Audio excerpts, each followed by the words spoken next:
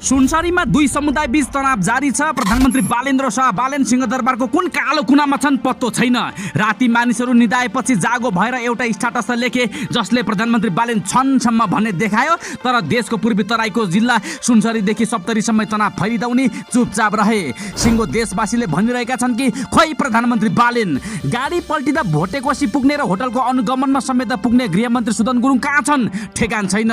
तर यति हो, दुई समुदाय बीच तनाव उत्पन्न भएको चौथो दिन हुँदासम्म सिंहदरबारको एउटा कुनाबाट बालेन्द्र सुदन निस्किएका छैनन्। उता सुनसरी सहित आसपासको जिल्लामा दुई समुदाय बीचको तनाव मत्थर भइसकेको छैन।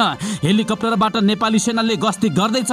देवानगञ्ज कप्तानगञ्ज जताततै सेना छन्, प्रहरी, सशस्त्र र अनुसन्धान विभागहरू छन्। तर अझै पनि तनाव मत्थर भएको छैन। यस्तोमा प्रधानमन्त्री बालेन्द्र गृहमन्त्री सुदनको राजीनामा देशको ठाउँ ठाउँबाट मागिएको छ। देश भड्खालोमा हाल्न लागेको भन्दै उनीहरूमाथि राजीनामाको दबाव बढिरहेको छ। यस्तोमा प्रधानमन्त्री बालेनले आज 3 बजे मन्त्री परिषद बैठक बोलाएका छन्। भनिन्छ मन्त्री परिषदले सुनसरीको कप्तानगञ्जमा गोली प्रहारबाट मारिएका युवकको परिवारलाई बालेन सरकारले राहत घोषणा गर्दैछ। तर प्रधानमन्त्री देशमा सङ्कट आइपर्दा स्ट्याटस लेखेर बस्ने र बैठक बसेर मृतक परिवारलाई राहत दिने निर्णय गर्न तल्लीन देखिए। जबकि यति बेला सामुदायिक तथा धार्मिक सद्भाव बढाउने गरी सरकारले पहल कदम लिनुपर्ने हो। तर प्रधानमन्त्री बालेनले त्यसो गरेनन्। सुनसरी घटनालाई सामान्य ठाने उनले दलहरू